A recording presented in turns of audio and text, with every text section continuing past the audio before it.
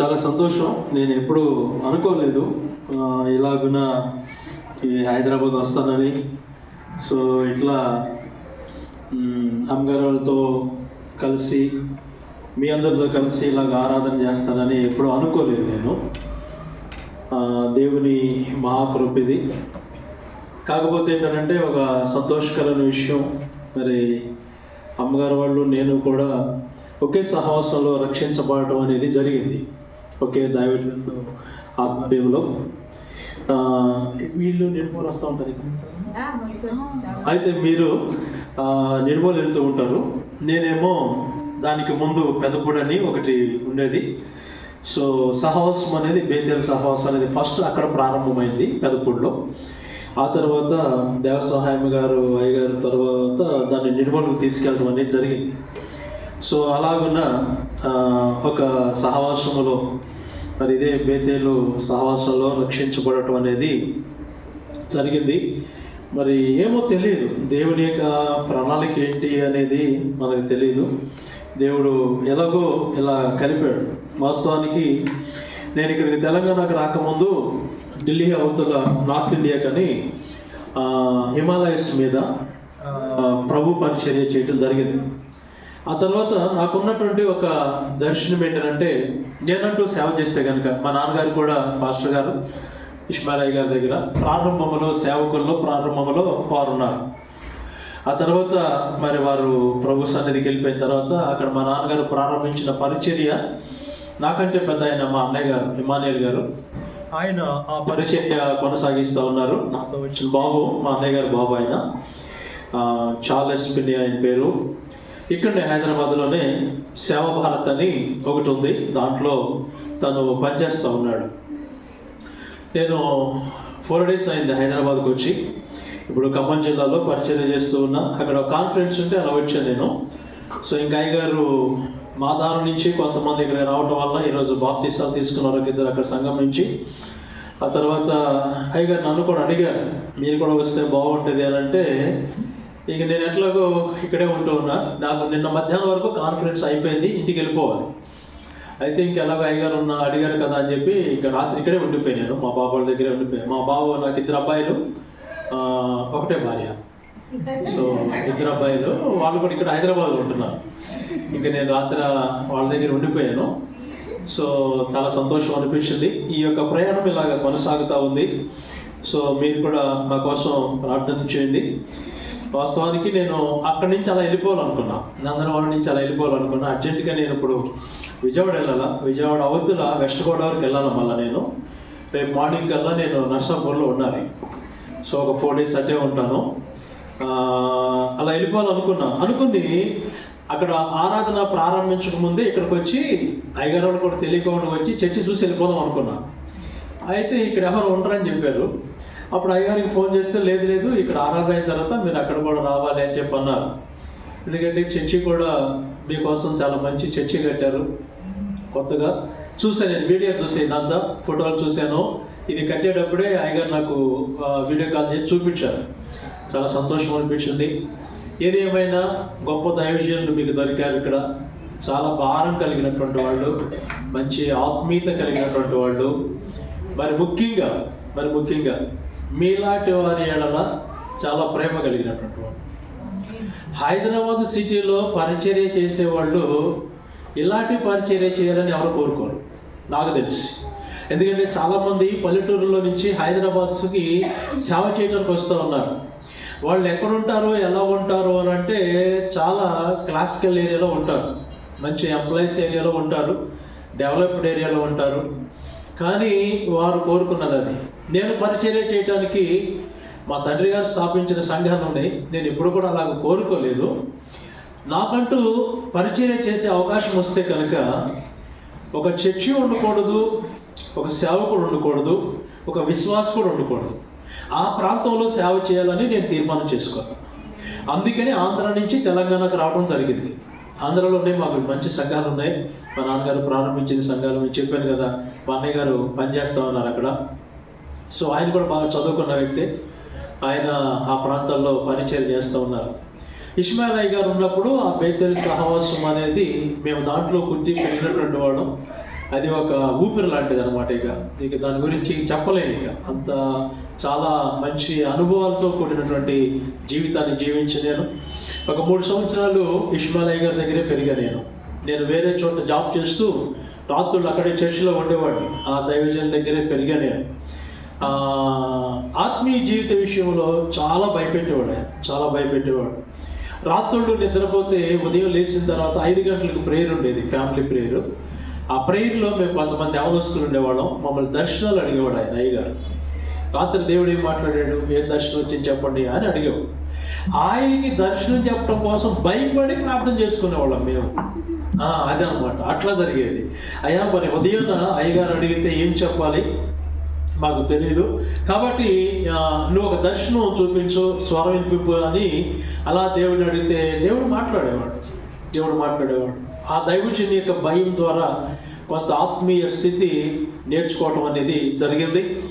అలాగున్నా ఈనాటి దినాల్లో ఈ యొక్క పరిచర్య చేయడానికి దేవుడు గొప్ప అవకాశం ఇచ్చాడు. అమ్మగారు చెప్పినట్లుగా నేను ఈ తెలంగాణకు వచ్చిన తర్వాత నేను ప్రారంభం నుంచి సేవలకు వచ్చిన దగ్గర నుంచి కూడా ఖాళీగా ఉండడానికి ఇష్టపడేవాడిని కాదు. పని కల్పించుకుని వారి ప్రభు పరిచర్య చేయడం నాకు ఇష్టం. తెలంగాణకు వచ్చిన తర్వాత ఆంధ్ర నుంచి తెలంగాణకు వచ్చినాక నాకు పని లేదు. ఎందుకు పని లేదనంటే ఆ పల్లెటూరులో ఆ వాతావరణంలో ఉదయం 8 అయిందంటే ఊర్లో ఎవరు ఉండరు. ఇక మంచంలో పండుకున్న ముసలాళ్ళు ఉంటారు, చిన్నపిల్లల తల్లులు ఉంటారు, ఇక మేము ఉంటాం. ఇక అంతకుమించి అవ్వలేదు. అప్పుడు నాకు బాగా బాధేసి ప్రార్థన చేశాను నేను, ప్రభా మరి నేను సేవకు వచ్చిన దగ్గర నుంచి నీతో నేను తీర్మానం చేసుకున్నా ఖాళీ లేకుండా సేవ చేయాలని. మన ఇక్కడ పని కనబడట్లేదు. సాయంకాలం వస్తే వాళ్ళు చీకటి పడిన తర్వాత వస్తూ ఉన్నారు. ఊర్లో జనాలు 6 గంటలకు అలాగ వస్తూ ఉన్నారు. కొంతమంది మరీ చీకటి పడిపోయిన తర్వాత బర్రెల్ని ఎద్దుల్ని తోలుకొని వస్తూ ఉన్నారు. ఎట్లా ప్రభు ఏంటి పరిస్థితి అని నేను ప్రార్థన చేసి నాకు విరామము లేని పరిచర్య కావాలి, నేనంటూ రెస్ట్గా ఉండకూడదు అని ప్రభు దగ్గర ప్రార్థన చేస్తే దేవుడు నాకు ఒక అద్భుతమైన పరిచర్య ఇచ్చాడు. అదేంటంటే బైబిల్ కాలేజెస్లో ఒక టీచర్గా పనిచేయడానికి దేవుడు నాకు అవకాశం ఇచ్చాడు. ప్రారంభంలో ఒక టీచర్గా పనిచేశాను. ఇప్పుడు 2 రాష్ట్రాలకి కలిపి ఆ బైబిల్ కాలేజెస్కి ఒక ప్రిన్సిపల్ అయ్యాను. 2 రాష్ట్రాలకు కలిపి ప్రతి సంవత్సరం ఒక 10 బైబిల్ కాలేజెస్ ఉంటాయి. సో 10 బైబిల్ కాలేజెస్కి 10 మంది టీచర్స్ ఉంటారు. ఇక వాళ్ళందరినీ నేనే మొబలైజ్ చేయాలా. అట్లా ఒక్కొక్క బైబిల్ కాలేజీలో ఒక 30 మంది స్టూడెంట్స్ ఉంటారు. ప్రతి సంవత్సరం ఒక 300 మంది స్టూడెంట్స్ ఉంటారు. వాళ్ళందరినీ ఆర్గనైజ్ చేయాలా. ప్లస్ నేను కూడా వెళ్ళి బైబిల్ కాలేజీలో టీచింగ్ చేస్తాను. నేను దేవుడు నాకు అలా పరిచయం ఇచ్చాడు. విపరీతమైన ప్రయాణాలు. ఎక్కువ సమయం నేను ట్రైన్లోను బస్సులోనే నిద్రపోతాను. ఇంటి దగ్గర ఉండేది కూడా చాలా తక్కువ. సోమవారం నుంచి గురువారం వరకు అలాగ తిరుగుతూ ఉంటా ఊరి మీద పడి. శుక్రవారం అయితే ఇంటికి చేరుకుంటా. శుక్రశని ఆది ఇక ఉన్న మా దగ్గర సంఘం, మాదారుల సంఘం, ఇక భార్య పిల్లలు, ఇక సంసార జీవితం, ఇక అవే 3 రోజులు. ఇక మిగతా రోజులంతా కూడా ఎక్కువగా ప్రయాణాలు ఉంటాయి. ఇప్పుడు 4 రోజులైంది ఇంటి దగ్గర నుంచి వచ్చి. మరి ఈరోజు మా దగ్గర ఇంకా మా పాస్టర్ గారే ఉంది. ఆమె స్కూల్లో టీచర్గా పనిచేస్తుంది ఆవిడ కూడా. సో తను కూడా ఈ సంక్రాంతి హాలిడేస్కి ఇంటికి వెళ్ళాలనుకుంది. వాళ్ళది భీమవరం, వెస్ట్ గోదావరి, మా దగ్గర కృష్ణా జిల్లా. అయితే ఇంకా నేను ఇక్కడ పని పడటం వల్ల తను ప్రయాణం ఆపేసుకుంది. ఈరోజు ఆరాధన చూసుకుని బయలుదేరుతున్నది. మేమిద్దరం అనుకున్నది ఏంటంటే విజయవాడ బస్ స్టాండ్లో రైల్వే స్టేషన్లో కలుసుకుందాం అనుకున్నాం. అట్లా కూడా అయ్యేటట్టు లేదు. ఇక తర్వాత ఏం జరుగుతుందో తెలియదు. దేవుని యొక్క మహాకృప. ఏదేమైనా మీ అందరినీ కూడా కలుసుకోవటం చాలా సంతోషం. మీ అందరికీ ఒక విషయాన్ని చెప్తూ ఉన్నా, నేను ప్రభువుని గుర్తెరగటం అనేది ఒక భాగ్యం అయితే, ఒక వంతు అయితే, ప్రభువుతో కలిసి ప్రయాణం చేయటం అనేది మరొక వంతు. ప్రభువుని గుర్తెరగటం పెద్ద విశేషం ఏం కాదు. అందరూ నమ్ముకుంటారు ప్రభువుని. యేసై కూడా ఒక మాట అన్నాడు, ఏమని? ఆఫ్టర్ ఆల్ మీరు నమ్మేదేంటి, ఆయన నన్ను దయాలు కూడా నమ్ముతుంది అన్నాడు. అవునా కదా? దయాలు కూడా నమ్ముతున్నాయి. యేసు ప్రభు అలా ప్రయాణం వెళ్తుంటే, హలో జీసస్ అప్పుడే వస్తున్నావా? ఎందుకంటే అప్పుడే వస్తున్నావు? మా ప్రాణాలు తీయటానికి కొద్ది రోజులు ఆగితే బాగుండేది కదా, ఆ సమాధిలో ఉన్నవాడిని చంపేవాడం అన్నారు. యేసు ప్రభువుకి సాతాను యొక్క దాన్ని ఏమంటామనంటే ఆ గడియలు తెలుసు. సాతానికి యేసు ప్రభువు గురించి కూడా తెలుసు. నువ్వు యేసువి, నువ్వు రక్షకుడివి, నువ్వు గొప్పోడివి, చాలా సాక్ష్యాలు ఇచ్చింది సాతాను. దయ్యాలు కూడా చెప్పి. అందుకే యేసు ఏమన్నాడంటే మీరు నమ్మేది ఏముంది, దయ్యాలు కూడా నమ్ముతుంది అన్నాడు. కాబట్టి విషయం ఏంటంటే మీరేమో నమ్మి మీ ఇష్టానుసారంగా మీరు ఉంటూ ఉన్నారు. దయ్యాలు అయితేనేమో నన్ను నమ్మి వణికి భయపడుతుంది, బ్రతుకుతుంది అన్నాడు యేసయ్య. ఎవరు గొప్పలు ఇప్పుడు? నా మాట అర్థమైందా మీకు? అర్థమైంది కాబట్టి సైలెంట్గా ఉన్నారు. అమ్మా అది సంగతి. ఓకే, చాలా తెలివిగా సమాధానం చెప్పారు మీరు, ఎందుకంటే మనం క్రైస్తవులు కాబట్టి. లూకాసు వార్త 13వ అధ్యాయం. ఎక్కువసేపు చెప్పలేను నేను, కొద్ది మాటలు జ్ఞాపకం చేస్తా. ఎందుకంటే ప్రభు నాకు ఈ అవకాశం ఇచ్చారు, అయ్యగారు అమ్మగారు నన్ను ప్రేమించి ఈ అవకాశం నాకు ఇచ్చారు కనుక. లూకాసు వార్త 13వ అధ్యాయం 8వ వచనం నుండి కొన్ని మాటలు చదువుదాం. అమ్మ చెప్పండి. అయ్యా, నేను దాని చుట్టూ త్రవి వేయుమంటుకు ఈ సంవత్సరం కూడా ఉండనిమ్ము, అది ఫలించినా సరే లేని ఎడల నరికించి వేయమని అతనితో చెప్పాను. ఈ స్టోరీ మీ అందరికీ తెలిసే ఉంటుంది. ఈ కథ జస్ట్ చెప్పేస్తాను, మీకు ఓవరాల్ గా చెప్పేస్తాను. ఎందుకంటే యేసు ప్రభువారు ఉన్నటువంటి కాలంలో జరిగినటువంటి సంఘటన అది. ప్రభువారు 33.5 సంవత్సరాలు భూమి మీద జీవించారు, 3.5 సంవత్సరాలు సేవ పరిచర్య చేశారు. ఆ తర్వాత చివరి దినాల్లో యేసు ప్రభువారు ఆ ప్రాంతాల్లో తిరుగుతూ ఉంటున్నప్పుడు ఒక అంజూరపు చెట్టు దగ్గరికి వెళ్ళి అది చూస్తే ఏమి లేవు, కాయలు లేవు, ఫలాలు పూలు ఏమి లేవు. అయితే అప్పుడు యేసు ప్రభువారు అంటారు ఏమనంటే, నేను 3 సంవత్సరాల నుంచి ఈ చెట్టు చుట్టూ తిరుగుతూ ఉన్నాను, ఏమీ కనబడతలేదు, ప్రయోజనం ఏమీ లేదు. కాబట్టి దీనివల్ల భూమి ఎందుకు వ్యర్థం కావాలి? కాబట్టి దీన్ని నరికేసేయండి, తీసేసేయండి అని చెప్పనని యేసు ప్రభువు అన్నారు. అంటే అక్కడ తోటమాలి పని చేసే వ్యక్తి అంటాడు ఆ యజమానితో, అయ్యా ప్లీజ్ ఈ సంవత్సరం కూడా ఉండనివ్వండి, నేను దీనికి సాగు చేస్తాను. దీన్ని చుట్టూ తవ్వి ఎరువేసి నీళ్లు పెట్టి సాగు చేస్తాను. ఒకవేళ ఈ సంవత్సరం కూడా ఫలించలేదు అనుకోండి, మీరు చెప్పినట్టుగానే వచ్చే సంవత్సరానికి తీసేద్దాం, ఇబ్బంది ఏం లేదు అన్నాడు. ఆయన బ్రతిమలాడాడు. దీని యొక్క అర్థం ఏంటంటే ఆ యజమాని ప్రభు అయిన యేసుక్రీస్తు వారు, లేదంటే యజమాని తండ్రి అయినటువంటి దేవుడయ్యుండగా ఆ తోటమాలి ప్రభు అయిన యేసుక్రీస్తు వారు. అంజూరపు చెట్టు అనేది ఆనాటి దినాలలో యూదులకు సాదృశ్యం ఉండేది, ఈనాటి దినాల్లో సంఘానికి సాదృశ్యం ఉంది, మనందరికీ సాదృశ్యం. యేసు ప్రభువారు 3 సంవత్సరాలు ఆ చెట్టు చుట్టూ తిరిగి వచ్చారట, ఏమీ అసలు ఫలితమే లేదట, ఒక్క ఫలం కూడా లేదు అని చెప్పని అన్నారు. ఆయన బ్రతిమలాడతాడు, ప్లీజ్ ఈ సంవత్సరం కూడా ఉండనివ్వు. నేను ఈరోజు ఒక మాట జ్ఞాపకం చేస్తున్నాను. 2023వ సంవత్సరం మనం అనుభవించేసాం, ప్రయాణం చేసేసాం. 2024 ఎలా ఉంటుందో అనుకున్నాం, దేవుని మహాకృపలో ప్రవేశింపచేశాడు. మొదటి మాసంలోనే ఉన్నాం, పెద్దగా దూరమేమీ ప్రయాణం చేయలేం. ఇంకా మనం ప్రయాణం చేయవలసింది ఇంకా చాలా దూరం ఉంది, ఇంకా చాలా దూరం ఉంది. 12 మాసాలు ప్రయాణం చేయవలసి ఉంది. అయితే ఈ సంవత్సరంలో మనం ప్రవేశించాము అనంటే మన గొప్పతనం కాదు, మన నీతి కాదు, భక్తి కాదు, ఇది మాత్రం వాస్తవం. మన ప్రార్థన అసలే కాదు. వాక్యానుసారమైన జీవితం అంటే అది కూడా ఏం లేదు, రూపాయి పెట్టినంత కూడా ఏం లేదు.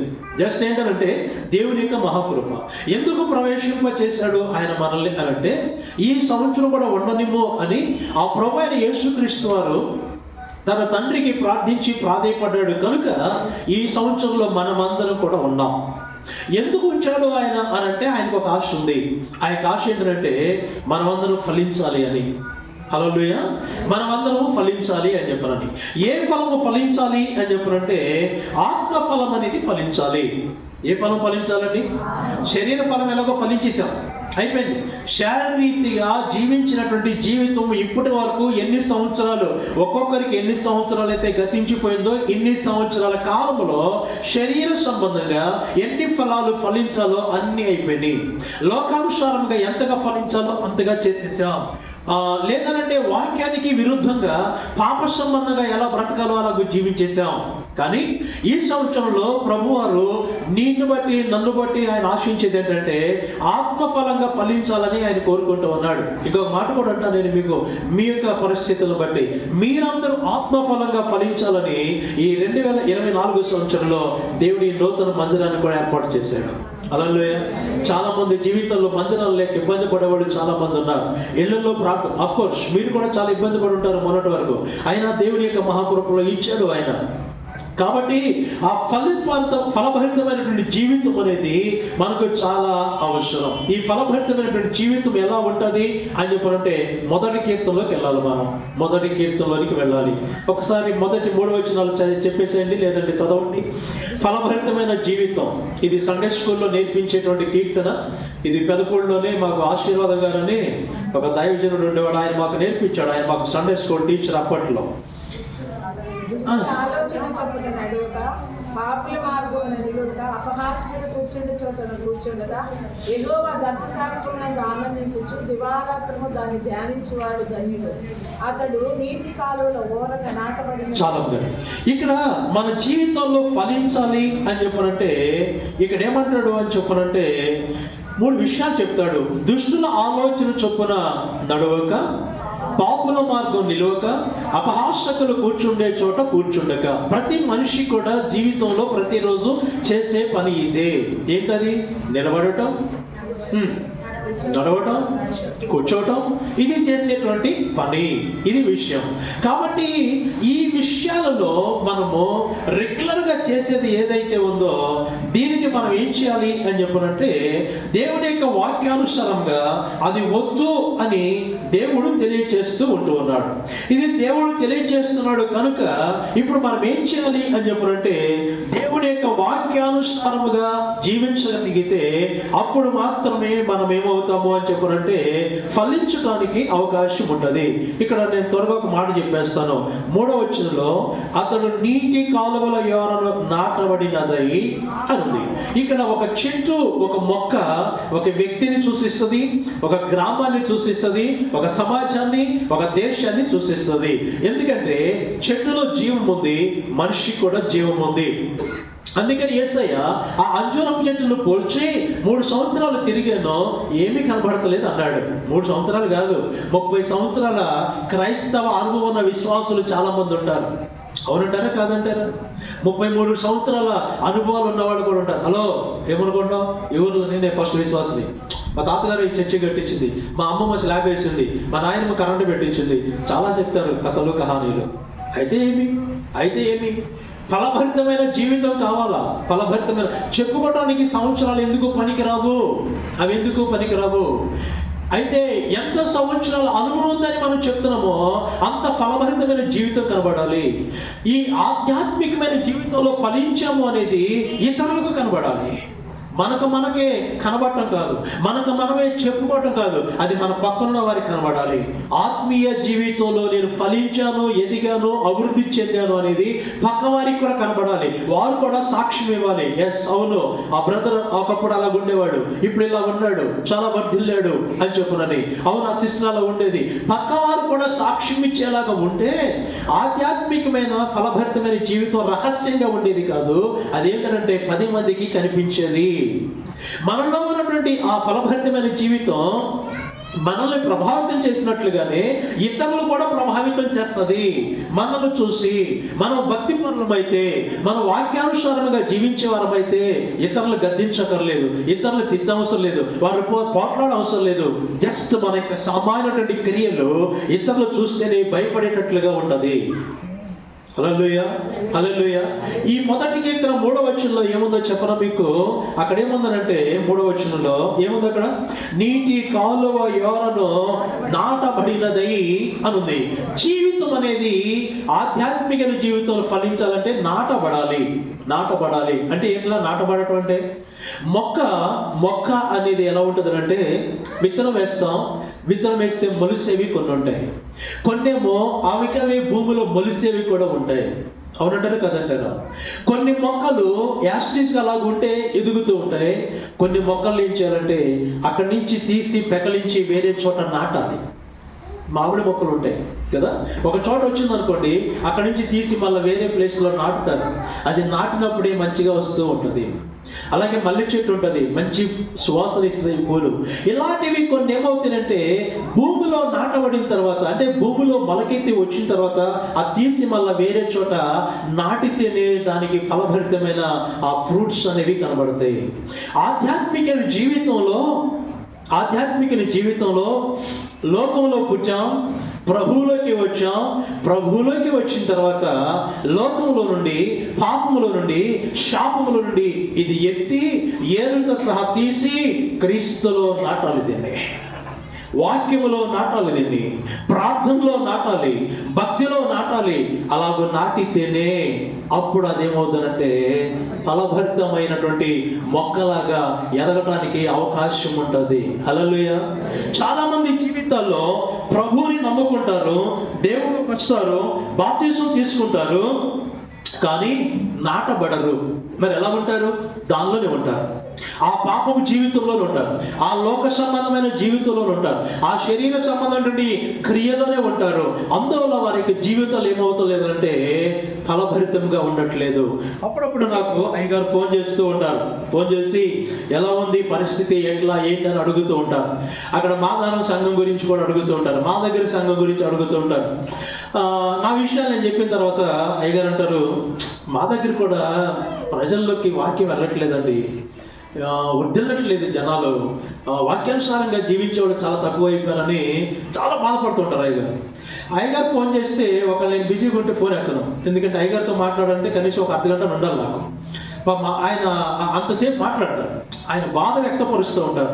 ఈరోజు నేను మీకు ఎందుకు ఈ విషయాన్ని చెప్తున్నాను చెప్పినా మీకు, ఇందాక మనం లూకా సువార్తలు చదువుకున్నప్పుడు అయ్యా ప్లీజ్ ఈ సంవత్సరం కూడా ఉండు, నువ్వు నేనేం చేస్తానంటే తవ్వి ఎరవేసి నీరు కడతాను అని చెప్పి నన్ను అన్నాడు. మీ దగ్గర ఉన్న మీ దైవజనులు కూడా చేస్తున్నది అదే. అయ్యా ప్లీజ్ ఈ సంవత్సరం కూడా మా ప్రజల్ని కాపాడు, మా సంఘాన్ని కాపాడు. నిత్యం వారు చేస్తున్నటువంటి ప్రార్థన, దేవుని సన్నిధిలో వారు చేస్తున్నటువంటి ఆక్రందన ప్రియమైన వాళ్ళని అర్థం చేసుకోండి దయచేసి. ఈ బాధ, ఈ వేదన అనేది కేవలం దేవుని సేవకులు మాత్రమే ఉంటుంది. వాక్యానుసారముగా జీవించేటువంటి జీవితం అనేది మన జీవితంలో మొట్టమొదటి ప్రాధాన్యటువంటి జీవితంగా మన జీవితాలు ఉండాలి. హల్లెలూయా. కాబట్టి ఈ యొక్క ఫలభరితమైనటువంటి జీవితంలో మనకి ఇది జీవితం అనేది, సఫలత అనేది చాలా ప్రాముఖ్యమైనది. ఏ విషయంలో మనం సఫలీకృతం ఉండాలో ఒక 2 మాటలు త్వరగా చెప్పేస్తాను. రెండవ దినవృత్తాంతాల గ్రంథము 31వ అధ్యాయము 21వ వచనం. రెండవ దినవృత్తాంతాల గ్రంథము 31వ అధ్యాయము 21వ వచనం.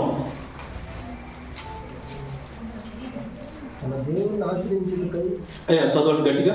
తన దేవుని ఆశ్రయించుటకై దేవుని మందిర సేవ విషయమందేమి, ధర్మశాస్త్ర విషయమందేమి,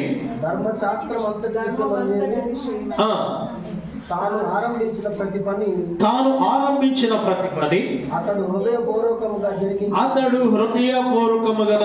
జరిగించెను. హల్లెలూయా. ఇది హిజ్కియా గురించి రాయబడుతున్నటువంటి మాట.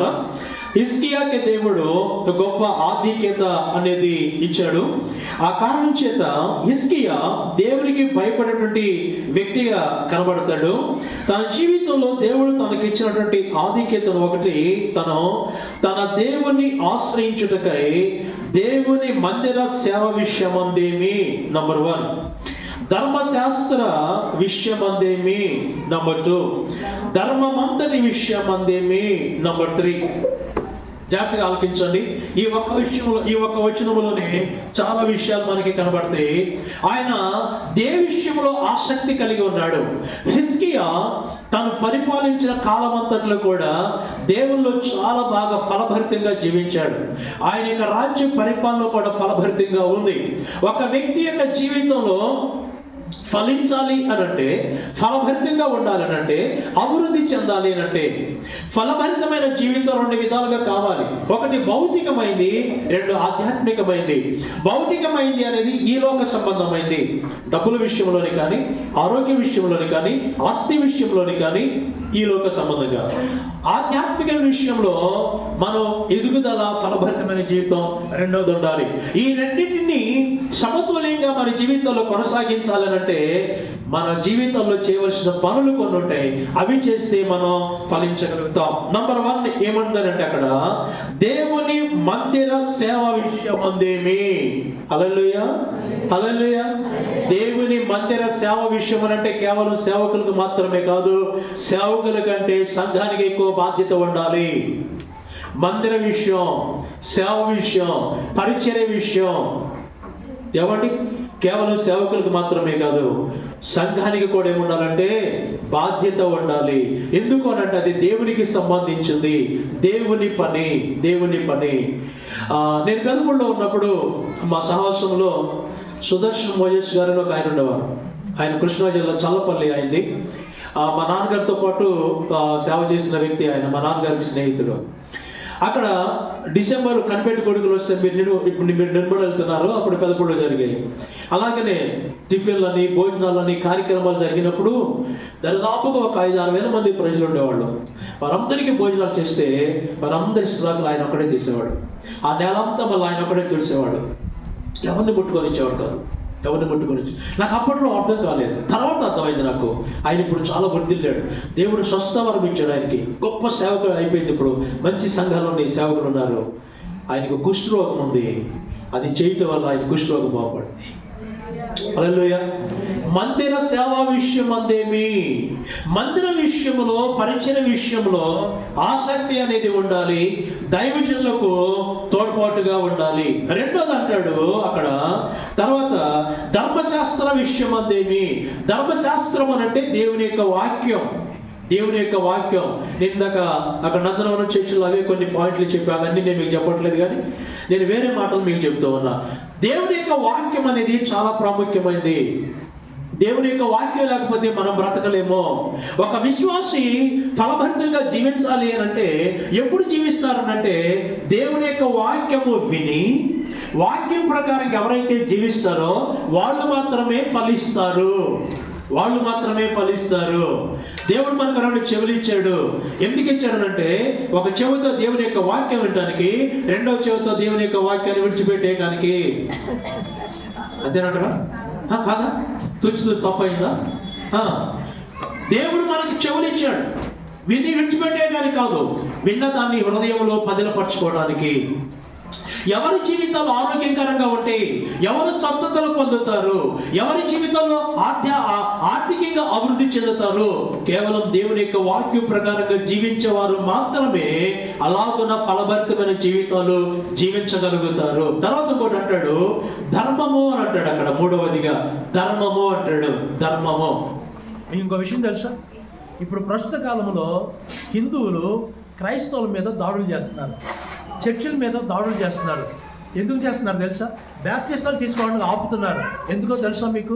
వాళ్ళు ఏమంటారంటే మన హిందువులము, మన హిందూయిజానికి ఒక ధర్మం ఉంది, ఆ ధర్మాన్ని మనం కాపాడుకోవాలి. ఈ క్రైస్తవులు వచ్చి ఆ ధర్మాన్ని పాడు చేస్తున్నారు, ఖరాబ్ చేస్తున్నారు. కాబట్టి మన ధర్మాన్ని మనం కాపాడుకోవాలి అని వాళ్ళ ధర్మం కోసం వాళ్ళు పోరాడుతూ క్రైస్తవులు ఎంతకైనా చంపడానికి తెగించేస్తూ ఉన్నారు. వాళ్ళకి ఏముందండి? ధర్మం ఉందని వాళ్ళు భ్రమపడుతున్నారు. వాళ్ళకంటే శ్రేష్టమైన ధర్మం ఎవరికి ఉందండి? మనకుంది. క్రైస్తవులు అని చెప్పనంటే ఒక నియమ నిబంధనలతో కూడిన జీవితాలు. హల్లెలూయా. ఇష్మాయిల్ గారు బేతేలు అనుభవంలో ఎక్కువగా ఆయన నిబంధనలు అంటూ ఉండేవారు. ధర్మము అంటే అర్థం ఏంటంటే నిబంధన. క్రైస్తవులు ఎలా జీవించాలంటే నిబంధన కలిగి జీవించాలి, అంటే ఒక క్రమం కలిగి జీవించాలి. క్రమము అనేది తప్పితే ఏమవుతుందంటే అతిక్రమం అవుతుంది. కాబట్టి క్రైస్తవులు అతిక్రమంగా జీవించకూడదు, క్రమముగా జీవించాలి. ఆ ధర్మం అనేది ఏదైతే ఉందో, వాక్యానుసారమైన నిబంధన ఏదైతే ఉందో ఆ నిబంధన ప్రకారంగా జీవించినప్పుడే దేవుడు మనల్ని దీవిస్తాడు. హిజ్కియా విషయంలో 3 విషయాలు చేశాడు.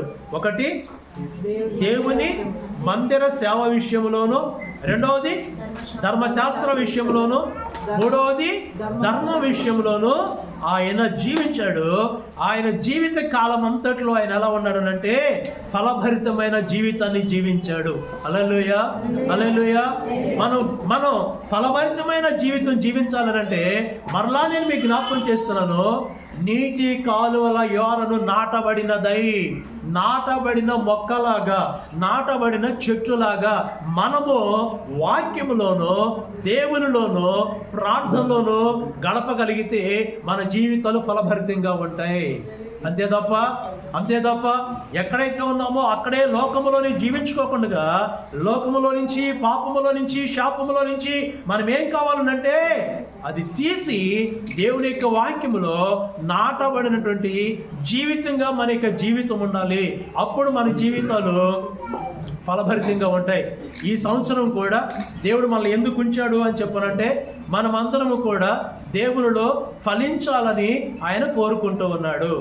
ఫలించినటువంటి జీవితం అనేది అనేకులకు ఉపయోగంగా ఉంటుంది. సీతాఫలాల చెట్టు ఉంటుంది. సీతాఫలం అంటే తెలుసా మీకు?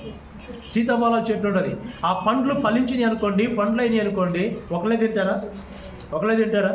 అందరికీ ఎవరికి అందుబాటులో ఉంటే వాళ్ళందరూ కూడా తింటూనే ఉంటారు ఆ పండ్లు కదా. క్రైస్తవ జీవితంలో నీవు నేను ఫలభరితంగా ఉంటే మన చుట్టూ ఉన్న వాళ్ళకి ఉపయోగం అవుతాం, మన కుటుంబంలో ఉన్నటువంటి ఉపయోగం అవుతాం, మన సమాజానికి ఉపయోగకరంగా ఉంటాము. అంత మాత్రమే కాదు, మనం ఫలించినట్లుగానే ఇతరులు కూడా ఫలించాలి అని చెప్పనని మనం కూడా ఏం చేస్తామంటే దాని కొరకు ప్రయత్నం చేస్తాం. ఆ కారణం చేత క్రీస్తు ప్రభువారు నీ కోసం నా కోసం ఆయన ప్రాధేయపడి దేవుని దగ్గర విన్నవించుకున్నాడు కనుక ఈ సంవత్సరంలో దేవుడు మనల్ని ఉంచాడు. నేను మీ అందరినీ కోరుతూ ఉన్నా, 2023 సంవత్సరంలో మీరు ఎక్కడ ఓడిపోయారో జ్ఞాపకం చేసుకోనండి, మీరు ఎక్కడ పడిపోయారో జ్ఞాపకం చేసుకోనండి, మీరు ఎక్కడ ఫలించలేకపోయారో జ్ఞాపకం చేసుకోనండి. ఈ 2024 సంవత్సరంలో సమృద్ధిగా ఫలించడానికి మీరందరూ కూడా వాక్యానుసారమైన జీవితాన్ని మీరు జీవించి ఇదిగో మీ కొరకు నిత్యము ప్రయాసపడి ప్రార్థించి విజ్ఞాపన చేస్తున్నటువంటి ఆ దైవజనులు కూడా మీరు ఏం చేయాలంటే సంతోషాన్ని కలిగించాలి. హల్లెలూయా, సంతోషాన్ని కలిగించాలి. మీరు ఫలించి నశించిపోయేటువంటి ప్రజలను కూడా మీరు ఏం చేయాలంటే రక్షించాలి. దేవుని యొక్క వాక్యానికి లోపడనటువంటి వాళ్ళు దేవుని కూడా లోపడలేదు. ఈ లోకంలో చాలా మంది నేను చూస్తూ ఉంటున్నా, కొద్ది కాలం మాత్రమే దేవుళ్ళు ఉన్నారు, మరో లోకంలో కలిసిపోతూ ఉన్నారు, పడిపోతూ ఉంటున్నారు. దయచేసి ఈ సంవత్సరం మీరు ఒకసారి మిమ్మల్ని మీరు పరీక్ష చేసుకుని రియలైజ్ అయ్యి ఎక్కడ పడిపోయాం, ఎక్కడ మన జీవితాలు ఆత్మీయంగా దిగజారిపోతూ ఉన్నాయి ఆలోచన చేసి క్రీస్తులో ఫలించడానికి మీరందరూ కూడా ప్రయత్నించి పోయిన సంవత్సరం పొందుకోలేనటువంటి నూతనమైనటువంటి ఈవులు, వరాలు, ఆత్మీయ ఆ క్షేమాభివృద్ధి మీరందరూ కూడా పొందుకోవాలని నేను మనసారా మీ అందరినీ కోరుకుంటూ దేవుడు అట్టి కృప అందరికీ దయచేయను గాక. ఆమేన్. చాలా సమయమైంది కనుక ఇంకెక్కువసేపు నేను మాట్లాడలేను. మీరు కూడా ఇంటికి వెళ్ళిపోవాలని ఆలోచన చేస్తున్నారు. ఇప్పటికే సెల్ ఫోన్ చూసుకుంటున్నారు, టైము ఎప్పుడు వదిలిపెడతారని. కాబట్టి మీ అందరికీ వందనాలు. మా కోసం కూడా ప్రార్థన చేయండి, మా కుటుంబం కోసం, అక్కడ మాదారం పరిచర్య కోసం కూడా మీరందరూ ప్రార్థన చేయండి. ఈరోజు ఒక ఇద్దరు బాప్తీసాలు తీసుకోగలిగారు. నాకు కూడా ఒక చాలా బాధ ఉంది, ఎందుకంటే అక్కడి నుంచి ఎక్కువ మంది బాప్తీసాలు తీసుకోలేకపోతూ ఉన్నారు. సో మీరందరూ కూడా ఆ సంఘం అభివృద్ధి చెందాలని ప్రార్థన చేయండి. మేము కూడా నిత్యం మీ కొరకు ప్రార్థన చేస్తున్నాం. ప్రత్యేకంగా ఈరోజు నా హృదయం చాలా సంతోషంగా ఉంది. అయ్యగారికి, అమ్మగారికి ప్రత్యేకమైనటువంటి ధన్యవాదాలు.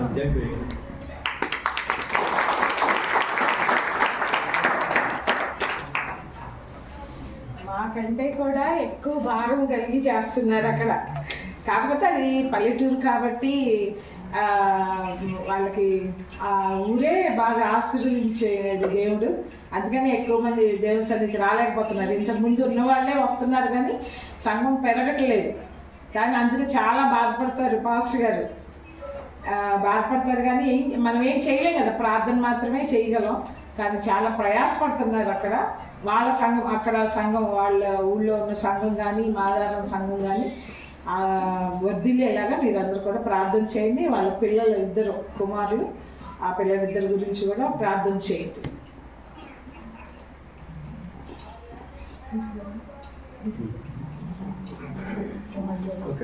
ఓకే.